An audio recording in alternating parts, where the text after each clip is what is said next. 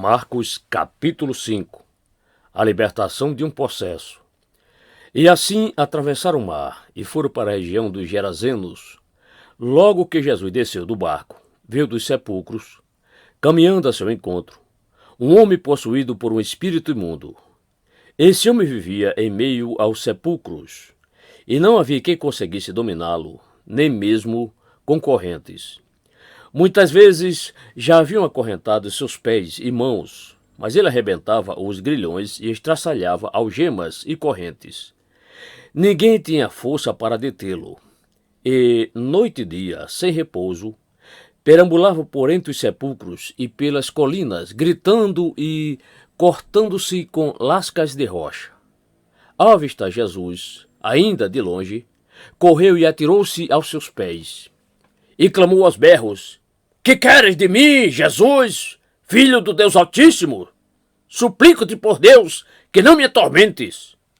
Pois Jesus já lhe havia ordenado: "Sai deste homem, espírito imundo."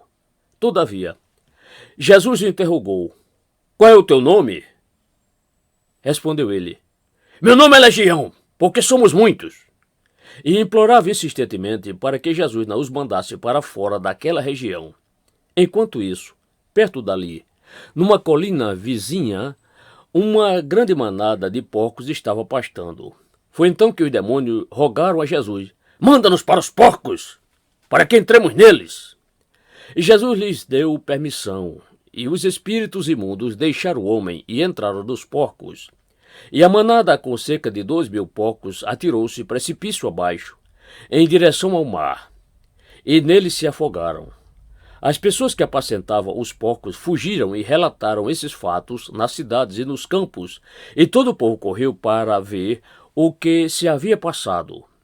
Quando chegaram próximo de Jesus, observaram ali o homem que fora tomado por uma legião de demônios, assentado, vestido e em perfeito juízo, e ficaram assustados. Os que presenciaram os fatos narraram ao povo o que havia ocorrido com o endemoniado, e contaram também sobre os porcos. Então o povo começou a implorar a Jesus que se afastasse daquela região que lhes pertencia. E quando Jesus estava entrando no barco, o homem que fora possuído pelos espíritos imundos rogava-lhe que o deixasse seguir com ele.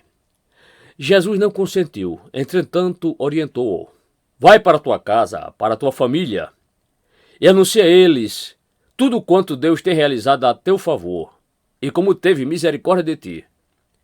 Então partiu aquele homem e começou a pregar por toda a Decápolis as coisas que Jesus havia feito por ele, e todos ficaram maravilhados.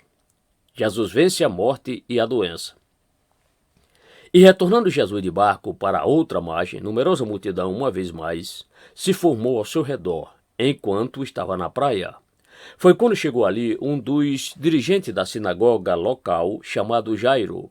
Ao ver Jesus, prostrou-se a seus pés. E lhe pediu aos prantos e com insistência: "Minha filha pequena está à beira da morte. Vem, impõe tuas mãos sobre ela para que seja curada e viva." Então Jesus foi com ele, e uma enorme multidão o acompanhava, apertando-o de todos os lados. E estava por ali certa mulher que havia 12 anos vinha padecendo de hemorragia. Ela já tinha sofrido demasiado sob os cuidados de vários médicos e gastara tudo o que possuía. Porém, em vez de melhorar, ia de mal a pior. Tendo ouvido falar a respeito de Jesus, passou pelo aglomerado de pessoas e conseguiu tocar em seu manto, pois dizia consigo mesma: "Se eu puder ao menos tocar as suas vestes, ficarei curada." E naquele instante se lhe estancou a hemorragia, e a mulher sentiu em seu corpo que estava liberta do seu sofrimento. No mesmo momento, ao sentir que do seu interior fora liberado o poder, Jesus, virando-se em meio à multidão, inquiriu: "Quem tocou em meu manto?" Ao que os discípulos alegaram-lhe: "Vês a multidão que te oprime de todos os lados e perguntas: quem me tocou?" No entanto, Jesus continuou olhando ao seu redor, esperando ver quem havia feito aquilo. Então a mulher, assustada e trêmula, sabendo o que lhe tinha sucedido, aproximou-se e, prostrando-se aos seus pés, declarou-lhe toda a verdade. E Jesus afirmou-lhe: "Minha filha, A tua fé te salvou. Vai-te em paz e estejas liberta do teu sofrimento. Enquanto Jesus ainda estava falando, chegaram algumas pessoas vindas da casa de Jairo, o dirigente da sinagoga, a quem informaram: tua filha já está morta. Não adianta mais incomodar o mestre. Mas Jesus não deu atenção àquelas notícias e, voltando-se para o dirigente da sinagoga, o encorajou: não temas, tão somente continue crendo. E ordenou que ninguém o acompanhasse, a não ser Pedro, Tiago e João, irmão de Tiago. Assim que chegaram à casa do dirigente da sinagoga, Jesus observou grande agitação, com muitas pessoas consternadas, chorando e se lamentando em alta voz. Ao entrar na casa, lhes questionou: por que estáis em alvoroço e pranteais? A criança não morreu, mas está dormindo. E todos ali menosprezaram o juízo feito por Jesus. Ele, contudo, mandou que saíssem. Chamou para perto de si o pai e a mãe da criança, bem como os discípulos que estavam em sua companhia, e adentrou o recinto onde jazia a criança. Então, pegando na mão da menina, ordenou em aramaico: Talitá koum, que significa: filhinha, eu te ordeno, levanta-te. E no mesmo instante, a menina, que tinha 12 anos de idade, ergueu-se do leito e começou a andar. Diante disso, todos ficaram assombrados. Então Jesus lhe recomendou expressamente para que nenhuma outra pessoa viesse a saber do que haviam presenciado, e mandou que desse algo de comer à menina.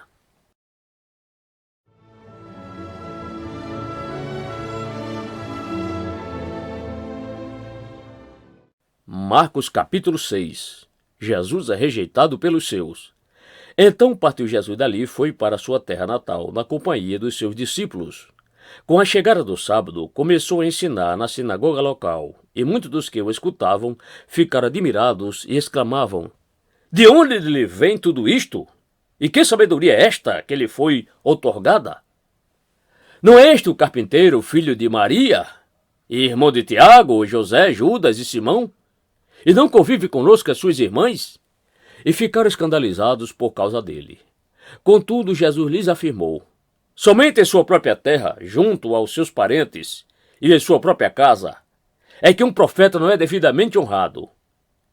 E por isso não podia realizar ali nenhum milagre, com exceção feita a alguns doentes, que ao impor de suas mãos foram curados. E, perplexo com a falta de fé por parte dos seus, passou a percorrer os povoados vizinhos e os ensinava. Jesus envia os 12 em missão. Convocou então os 12 para junto de si e os convidou de 2 em 2, concedendo-lhes autoridade sobre os espíritos imundos. E determinou que nada levasse pelo caminho, a não ser um cajado somente, nem pão, nem mochila de viagem, nem dinheiro em seus cintos.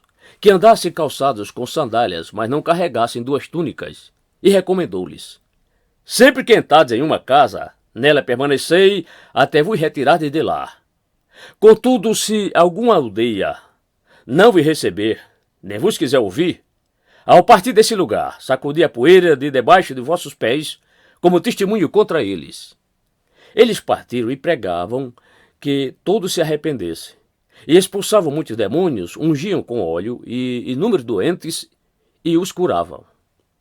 João Batista executado.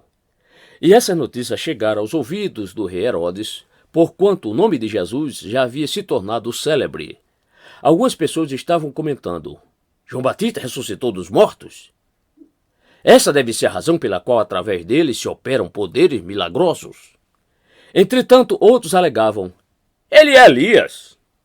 E ainda outros declaravam: ele é profeta, como um daqueles profetas do passado. Mas quando Herodes tomou o conhecimento do que se comentava, exclamou: João, a quem mandei decapitar, ressuscitou dos mortos. Porque o próprio Herodes havia expedido as ordens para que prendessem João e o acorrentassem no cárcere, por influência de Herodias, esposa de Filipe, seu irmão, com a qual viera a se casar. Pois na ocasião, João havia demonstrado a Herodes: não te é lícito viver com a mulher do teu irmão. E por esse motivo, Herodias o odiava e tensionava matá-lo. Contudo, não conseguia realizar seu intento. Porquanto Herodes temia a João e sabedor de que era um homem justo e santo, o protegia. E quando o ouvia, ficava admirado e o escutava com prazer. Finalmente Herodias teve a ocasião oportuna que ansiava. No dia do aniversário dele, Herodes ofereceu um banquete aos seus líderes mais destacados, aos comandantes militares e às principais personalidades da Galileia. E aconteceu que a filha de Herodias se apresentou dançando e muito agradou a Herodes e aos convidados. Então o rei brindou a jovem. Pede-me o que desejares, e eu te darei. E sob juramento lhes assegurou. Se pedires, ainda que seja metade do meu reino, eu te darei. Diante disso, saiu a moça e consultou sua mãe. O que devo pedir? Ao que ela recomendou. A cabeça de João Batista. Sem demora, retornando imediatamente à presença do rei, formalizou o seu pedido. Quero que me des agora mesmo a cabeça de João Batista sobre um prato. Então grande angústia sobreveio ao rei, mas devido ao juramento que fizera e aos convivas que se reclinavam ao redor da sua mesa, não quis deixar de atendê-la. Mandou, portanto, imediatamente um carrasco com ordens para trazer a cabeça de João. O executor foi e decapitou João na prisão. E trazendo a cabeça de João sobre um prato, a entregou à jovem, e esta, em seguida, a ofereceu à sua mãe. Assim que souberam do fato, os discípulos de João foram até lá, resgataram o corpo e o depositaram em um sepulcro. Jesus multiplica o pão. Retornaram os apóstolos e reuniram-se com Jesus para lhe relatar tudo quanto havia realizado e ensinado. Então convidou-lhe Jesus. Vinde somente vós comigo, para um lugar deserto, e descansai um pouco. Pois a multidão dos que chegavam e partiam era tão grande que eles sequer tinham tempo para comer. E saindo de barco foram para um local despovoado. Entretanto, muitos dos que os viram retirar-se, tendo reconhecido, saíram, correndo a pé de todas as cidades e chegaram lá antes deles. Quando Jesus desceu do barco e observou aquele enorme ajuntamento de pessoas, sentiu compaixão por elas, porquanto eram como ovelhas sem pastor, e, sem demora, passou a ministrar-lhes muitas orientações. Com o passar das horas, o final da tarde estava chegando, e por isso os discípulos se aproximaram de Jesus e avisaram. Este lugar é deserto, e a hora já é muito avançada. Despede, pois, a multidão para que possam ir aos campos e povoados vizinhos comprar para si o que comer. Jesus, porém, os instruiu. Provei-lhes vós mesmos de comer. Ao que lhe replicaram. Devemos ir e comprar cerca de 200 denários de pão para dar-lhes de comer? Mas Jesus lhes indaga. Quantos pães tendes? Ide verificar. E tendo-se informado, comunicaram. 5 pães e 2 peixes? Então Jesus determinou-lhes que fizesse com que todo o povo se acomodasse em grupos, reclinados sobre a relva verde do campo. E assim o fizeram, assentando-se em grupos de 100 em 100 e de 50 em 50. E, tomando ele os 5 pães e os 2 peixes, elevou os olhos ao céu, rendeu graças e partiu os pães. A seguir, os entregou aos seus discípulos para que os servisse ao povo. Da mesma maneira, repartiu os 2 peixes entre toda a multidão ali reunida. Todas as pessoas comeram à vontade e ficaram satisfeitas. Os discípulos ainda recolheram 12 cestos repletos de pedaços de pão e de peixe, e foram alimentados 5.000 homens naquele dia. Jesus caminha sobre as águas. Logo em seguida, insistiu com os discípulos para que entrasse no barco e seguisse adiante dele para Betsaida, enquanto ele se despedia do povo. Tendo-o despedido, subiu a um monte para orar. Chegando à noite, o barco estava no meio do mar e Jesus encontrava-se sozinho em terra. Ele notou que os discípulos remavam com dificuldade, pois o vento soprava contra eles. Em plena madrugada, Jesus vinha na direção deles, andando sobre o mar, e já estava prestes a passar por eles. Assim que o viram caminhando sobre as águas, logo pensaram se tratar de um fantasma, e por isso gritaram, pois todos o tinham visto e ficaram apavorados. Contudo, Jesus lhes anunciou, tende coragem, sou eu, não tenhas medo. Então logo subiu no barco para junto deles, e o vento se acalmou, e eles ficaram pasmos. Afinal, eles nem tinham entendido o milagre dos pães, porquanto seus corações se mantinham endurecidos. Muitos creram e foram curados.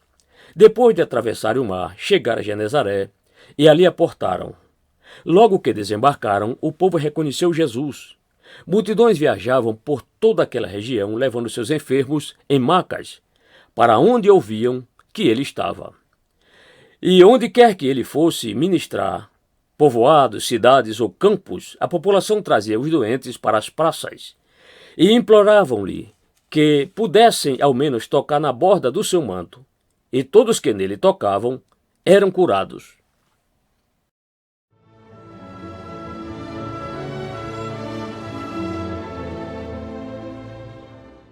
Marcos capítulo 7. Jesus e os mestres da lei. E ocorreu que alguns mestres da lei e fariseus, vindo de Jerusalém, reuniram-se em volta de Jesus. Observaram que alguns dos seus discípulos comiam os pães com as mãos impuras, isto é, sem lavá-las. Pois os fariseus e todos os judeus não se alimentavam sem lavar as mãos de forma cerimonial, preservando a tradição dos antigos. Quando chegam da rua, não tocam nos alimentos sem antes se banharem. Além disso, há muitos outros costumes que guardam, tais como o lavar de copos, jarros e vasilhas de metal. Então os fariseus e os mestres da lei questionaram a Jesus: por qual razão os seus discípulos não andam em conformidade com a tradição dos anciãos, mas tomam o pão com as mãos impuras? Ele, entretanto, lhes afirmou: bem profetizou Isaías a respeito de vós, hipócritas, pois assim está escrito: este povo me honra com os lábios, mas seu coração está longe de mim. Em vão me adoram. As doutrinas que ensinam não passam de ordenanças humanas. E assim abandonais o mandamento de Deus, apegando-vos às tradições dos homens. E acrescentou-lhes: sabeis sempre encontrar um meio de negligenciar os mandamentos de Deus, com o propósito de estabelecerdes a vossa própria tradição. Porquanto Moisés afirmou: honra teu pai e a tua mãe. E mais, que amaldiçoar seu pai ou sua mãe será condenado à pena de morte. Contudo, vós afirmais: se uma pessoa disser a seu pai ou a sua mãe, os bens com os quais eu vos poderia ajudar são um corbã, isto é, uma oferta dedicada ao Senhor. Vós o desobrigais do dever de prestar qualquer ajuda, de que seu pai ou sua mãe necessite. Assim conseguis anular a eficácia da palavra de Deus por intermédio da tradição que vós próprios tendes transmitido. E dessa maneira, procedeis em relação a vários outros assuntos. Jesus conclamou novamente a multidão para junto de si e lhes anunciou: ouvi-me, todos, e entendei. Nada existe fora da pessoa humana que, entrando nela, possa a tornar impura. Ao contrário, o que sai do ser humano é que o faz impuro. Se alguém tem ouvidos para ouvir, ouça. Então, após haver deixado a multidão e entrado em casa, os discípulos lhe pediram uma explanação sobre aquela parábola, ao que ele lhes declarou: ora, pois, nem vós tendes tal entendimento? Não conseguis compreender que nada que entre no homem tem o poder de torná-lo impuro?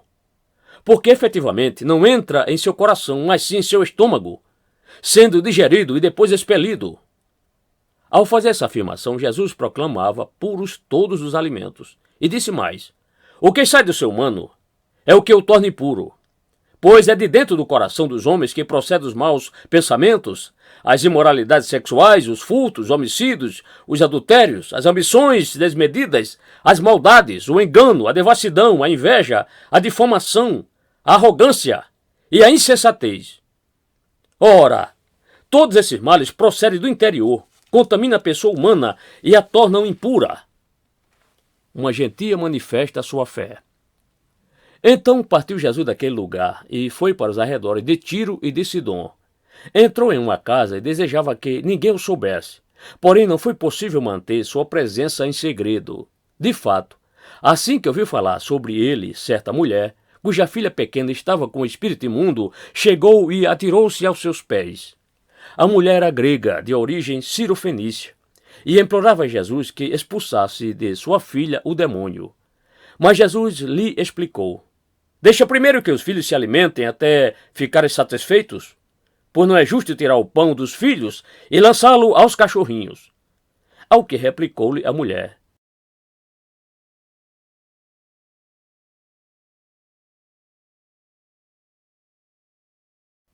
sim, Senhor, mas até os filhotes dos cães debaixo da mesa comem das migalhas das crianças. Então ele lhe declarou: por causa dessa tua resposta. Podes ir em paz. O demônio já saiu de tua filhinha. Ao retornar ela para casa, encontrou a criança jogada sobre a cama, pois o demônio a havia abandonado. A cura de um surdo gago. Outra vez, saindo Jesus das terras de Tiro, seguiu em direção ao mar da Galiléia, passando por Sidom e atravessando a região de Decápolis. Então, algumas pessoas lhe apresentaram um homem que era surdo e mal podia falar, e lhe suplicaram que impusesse sua mão sobre ele. Jesus conduziu o homem a sós para longe da multidão e colocou os dedos nas orelhas dele. Em seguida, cuspiu e tocou na língua daquele homem. Depois, levantando os olhos para o céu e com um profundo suspiro, ordenou: Éfatá, que quer dizer, abre-te. Imediatamente, os ouvidos do homem se abriram, sua língua desprendeu-se e ele começou a falar fluentemente. Entretanto, Jesus ordenou que se não dissesse a ninguém o que ali se passara. Contudo, quanto mais ele recomendava, tanto mais eles o divulgavam. As multidões ficavam sobremodo maravilhadas e proclamavam: